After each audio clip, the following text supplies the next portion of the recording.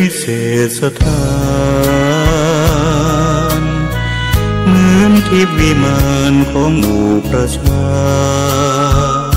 สะอาดรื่นรมด้วยร่มเงาไม้ได้ร่วมศรัทธาสมเป็นศาลาแหล่งพักพิงใจเห็นพระประธานเหนือแท่นธรรมรงค์เหมือนพุทธองค์เหนืออาจอำไพ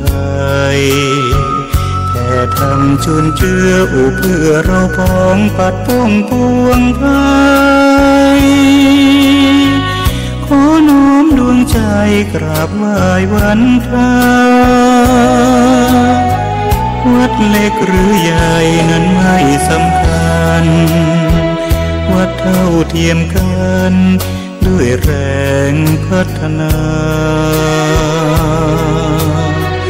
พระทรงเคร่งครัดทำกิจวัตรทุกวันเวลามีจิตเมตตาต่อชาวสังคมระฆังกังวานขานเร่งศรัทธาคิดพัฒนาวัดให้เหมาะสมดื่มด่ำธรรมะขจัดตัณหาอย่าติดอารมณ์ขอเชิญชื่นชมสู่ร่มอาราม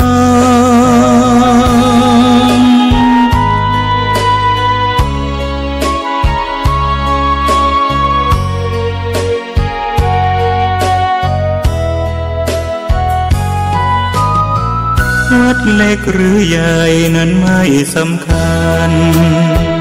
วัดเท่าเทียมกันด้วยแรงพัฒนาพระทรงเคร่งครัดทำกิจวัตรทุกวันเวลามีจิตเมตตาต่อชาวสังคมระฆังกังวานขานเร่งศรัทธา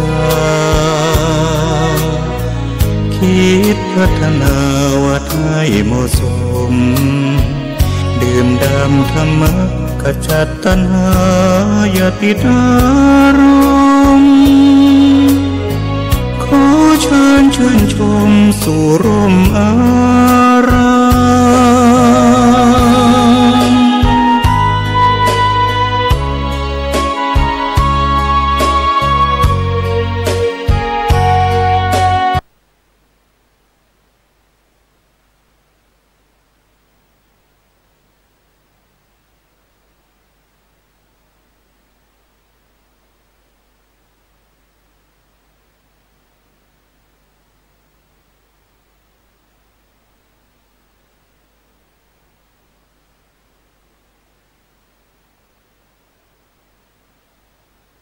รับฟังทุกวันศุกร์และวันเสาร์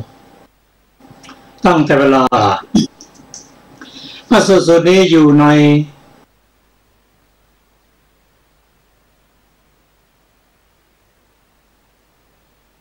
สังยุตตนิกายหน้า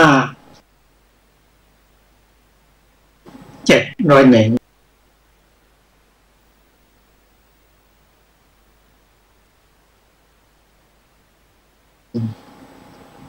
ท่านผู้ฟังที่มีพระสูตรก็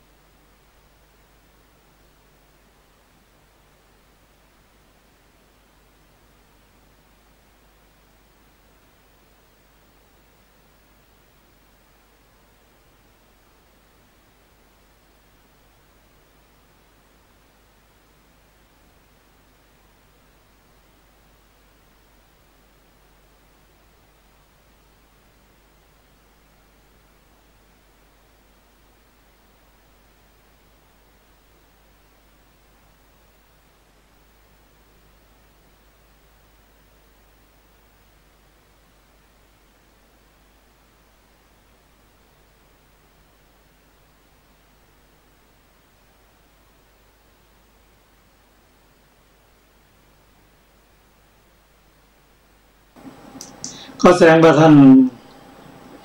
ลักษณะนั้นกับท่านพระโนนนั้นอยู่บนภูเขาคิชกูฏแล้วก็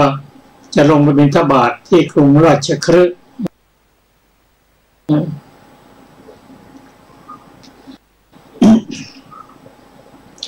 ส่วนท่านพระลักษณะ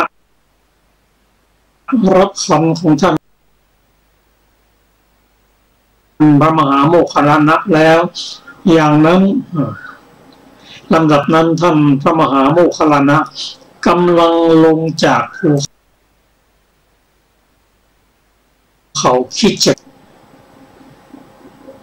ได้แย้มขึ้นในที่แห่งหนึ่งที่นั้นท่านพระลักษณะได้ตามท่านมหาโมคคัลลานะว่านะแล้วเป็นเหตุเป็นปัจจัยให้ท่านแย้มท่านมหาโมคคัลลานะตอบว่า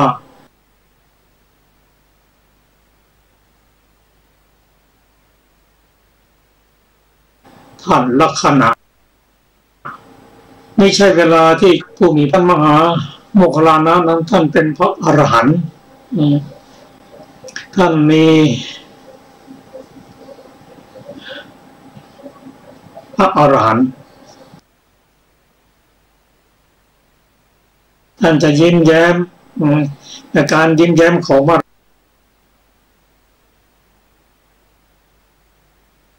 รหันต์นั้นจะมีประกายออกมาข้างหลังให้เห็นท่านลักษณะตามมาข้างหลังก็เห็นลักษณะดังกล่าวไม่ใช่เวลาที่จะเฉลยปัญหาข้อนี้จงถามผมในสำนักพระผู้มีพระเจ้าเถิดแต่ตอนนี้ท่านโมคคัลลานะนั้นท่านมี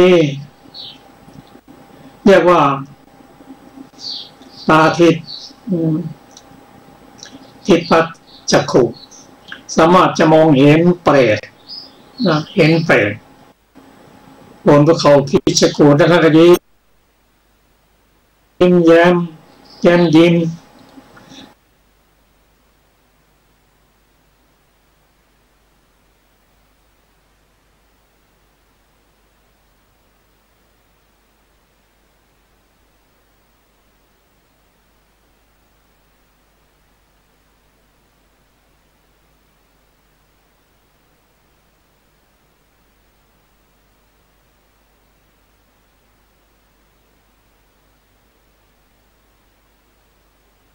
ด้วยจิตของท่าน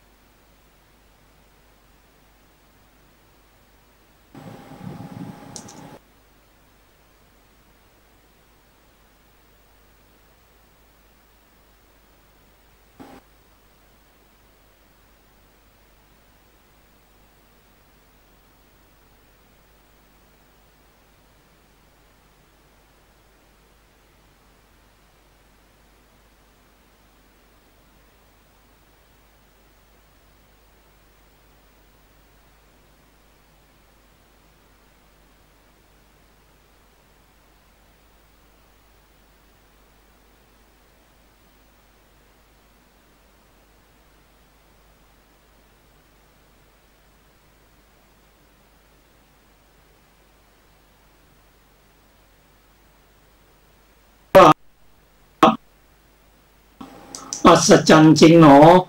ไม่เคยมีมาหนอสัตว์ไม่เห็นปานนี้ก็จักมียักษ์ไม่เห็นปานนี้ก็จักการได้อัตภาพแม้เห็นปานนี้ก็จักมีครั้งนั้น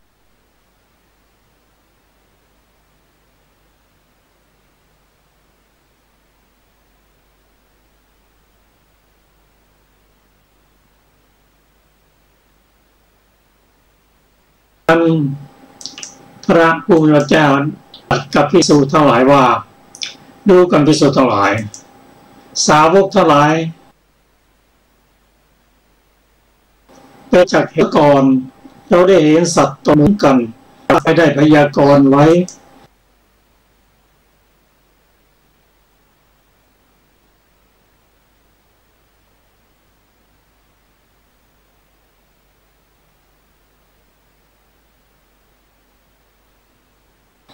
หากเรา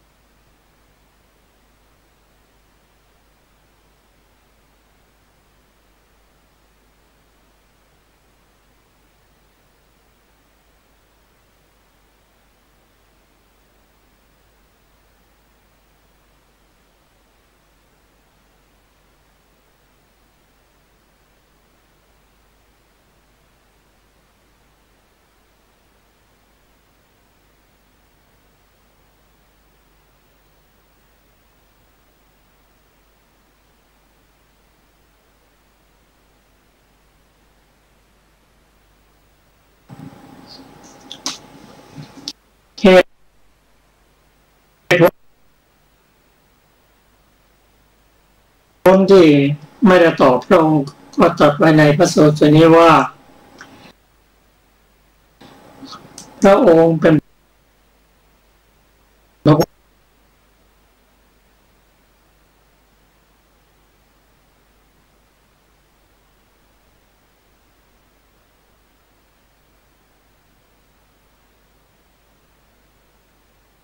พุทธเจ้าตรัสไว้เป็นดังนั้นแต่พยากรณ์มาเลยแต่ไม่มีพยานพระองค์จะไม่ตรัสเรื่องนี้ไปเลยพอดีท่านโมคคัลลานะท่านประสบเหตุการณ์อย่างนี้และมีท่านพระลักษณะเป็นผู้ติดตามไปก็ถึงเวลาที่พระองค์จะได้ตรัสตอบ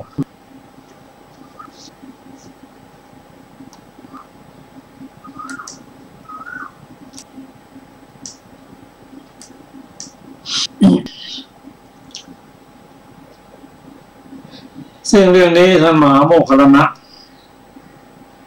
ได้กราบทูลว่าเมื่อผมลงเขาคิชกูฏได้เห็นโครงกระดูกลอยอยู่ในเวหา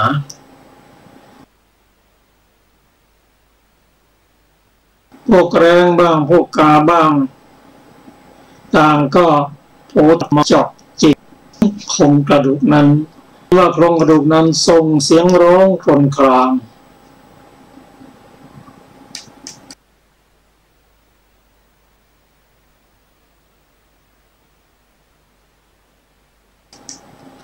ผมคิดว่าน่าอัศจรรย์จริงไม่เคยมีมาก่อนสัตว์เห็นปานนี้มีปานนี้ก็จะมีการได้อัตภาพปานนี้ก็จะมีสิ่งพระพุทธเจ้าได้ป่าพระองค์ไม่ได้พรไว้ถ้าองค์จะเห็นพวกกลัวคนอื่นเมื่อไม่ใช่ก็ไม่ใช่ประโยชน์จะเป็นไปเพื่อความทุกข์สิ้นกาลนาน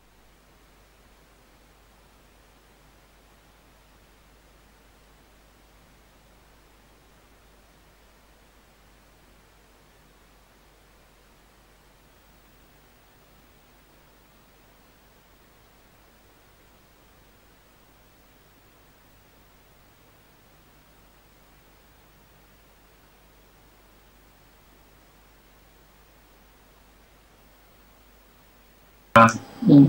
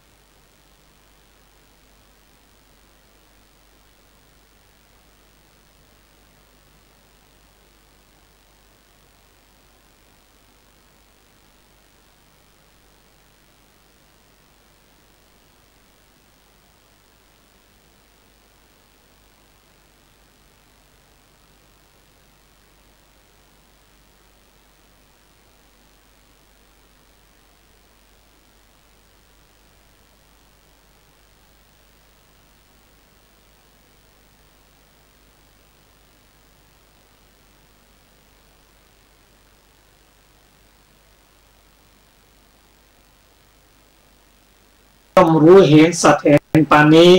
หรือจักกระทำให้เป็นพยานได้ฉะนั้นพระผู้มีพระเจ้าจึงตรัสว่าดูก่อนภิกษุทั้งหลายสาวกทั้งหลายเป็นผู้มีจัก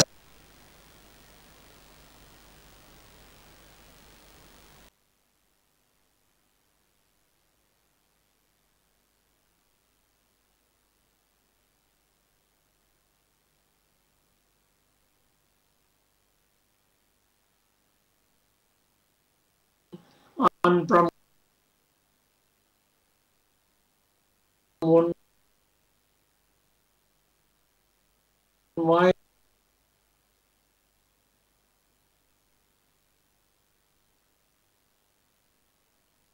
ด้วยเจตนาต่างๆจริงอยู่เมื่อวิบากของเจตนา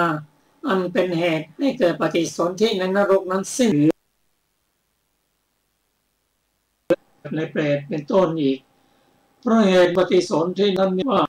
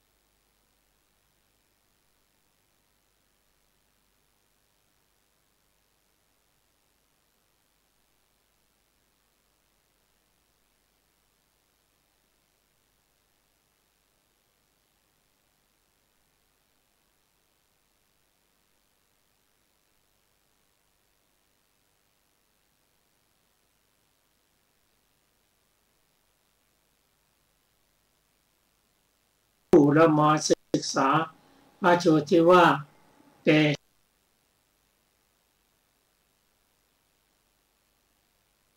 สิสูครับสักครู่เดียวครับ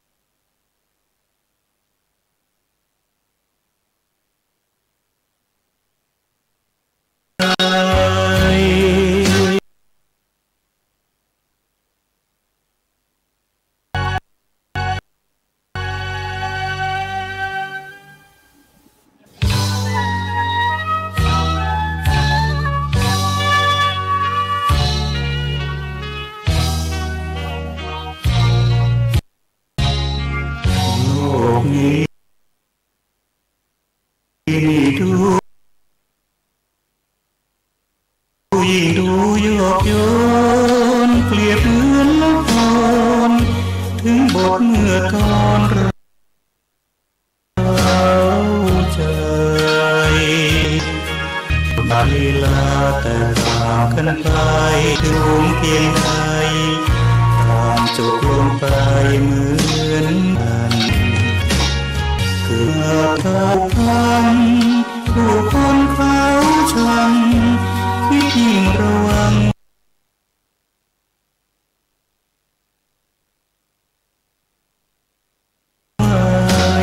วัน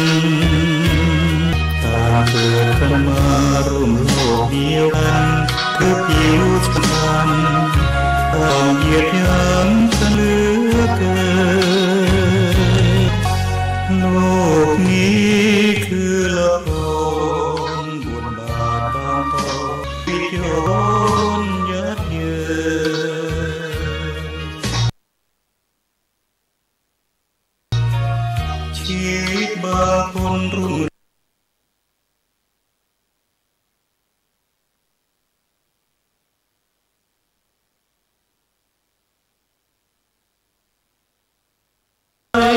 ชั่วชีวิตใหม่หมุนเปลี่ยนพันไปเหมือนมาเปิดจากเรื่องร้องผุดผ่องประกายกลางแล้ไม่นานปิดม่านด้วยความเศร้าใจ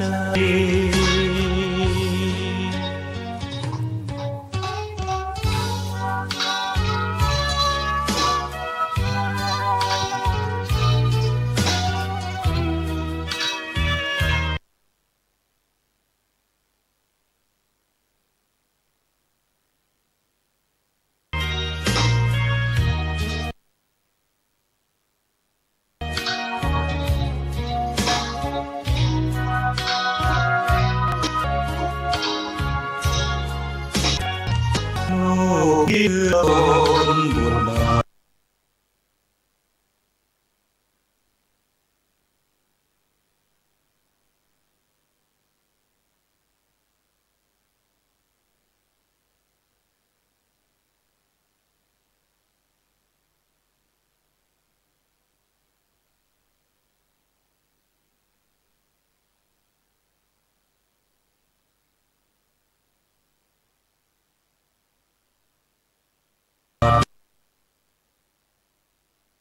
เหมือนมาเปิดจากเรื่องร้องผุดผ่องประกายกลางแล้ไม่นาน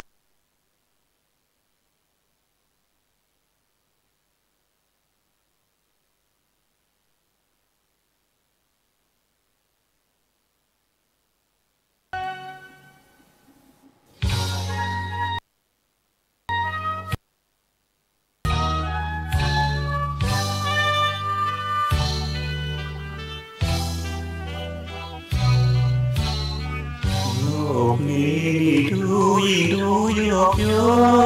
นเปรียบเหมือนละคร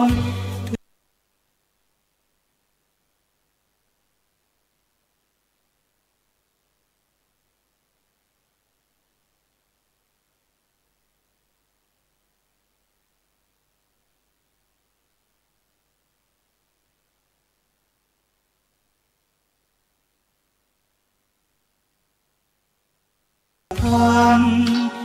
ผู้คนเขาชัง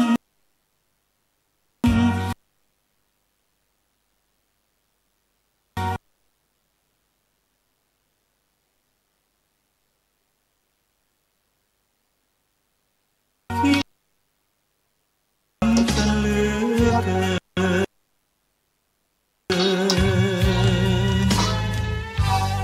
โล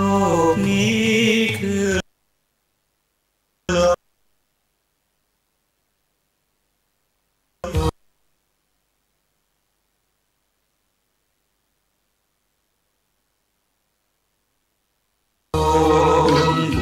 มันจะดังนะ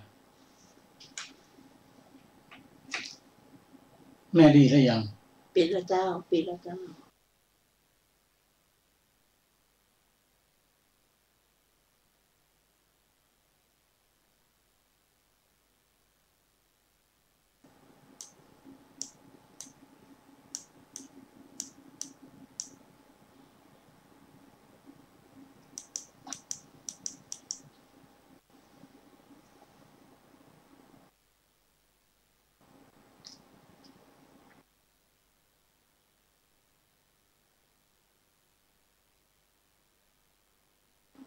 แม่อ่านสูตรแรกตะเกียบ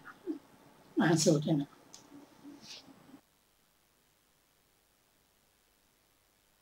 อ่านสูตรแรกตะเกียบ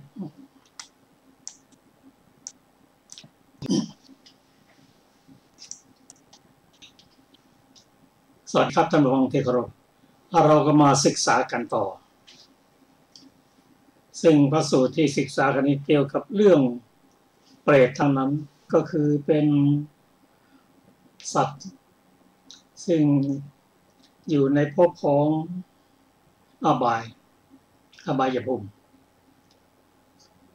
พระสูตรที่ศึกษาต่อไปนี้เป็นพระสูตรที่ชื่อว่าเปสิสูตรขอเชิญอาจารย์สุภาได้นำพระสูตรนี้มาศึกษารวมกับท่านผู้ฟังสวัสดีค่ะท่านผู้ฟังทุกท่านเปด้วยชิ้นเนื้อลอยในอากาศท่านพระมหาโมคคัลลานะได้ตอบว่าเมื่อผมลงมาจากภูเขาคิชกูฏได้เห็นชิ้นเนื้อลอยอยู่ใน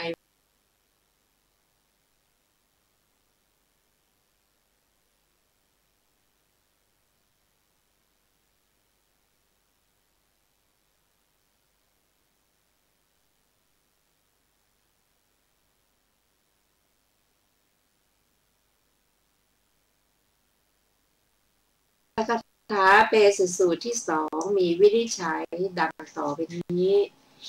บทว่าโคคาตะโก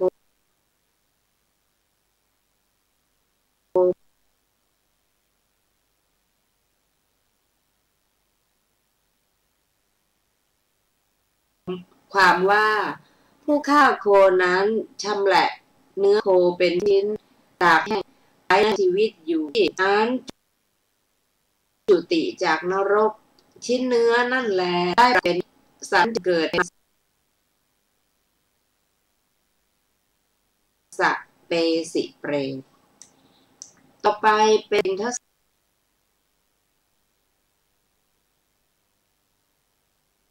สูตรว่าด้วยก้อนเนื้อลอยอากาศพระโมคคัลลานะได้ตอบว่าเมื่อผมลงมาจากภูเขาคิชกูฏในเวหาแรงบ้า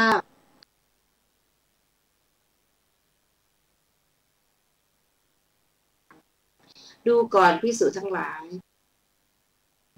สัตว์นี้ได้เป็นคนฆ่านกขาอยู่ในกรุงราชคฤห์นี้เอง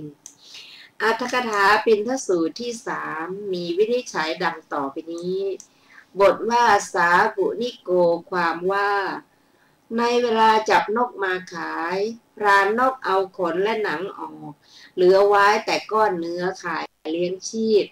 ด้วยเหตุนั้นในเวลาที่สัตว์นั้นจุติจากนรกก้อนเนื้อนั่นแหละได้ปรากฏเป็นนิมิตสัตว์นั้นจึงเกิดเป็นมังสปิณฑเปรตก้อนเนื้อเป็นนิจจวิสูตร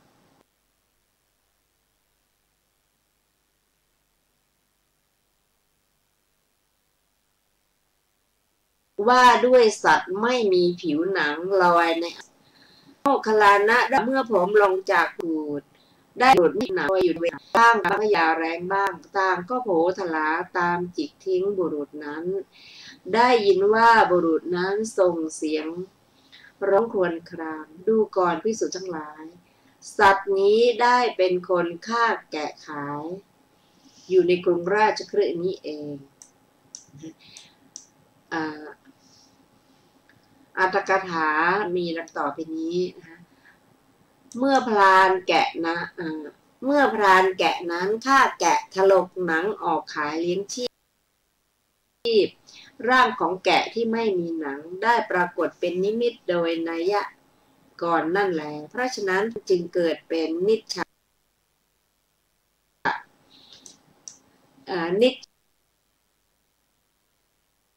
ฉวิปเรตต่อไปเป็น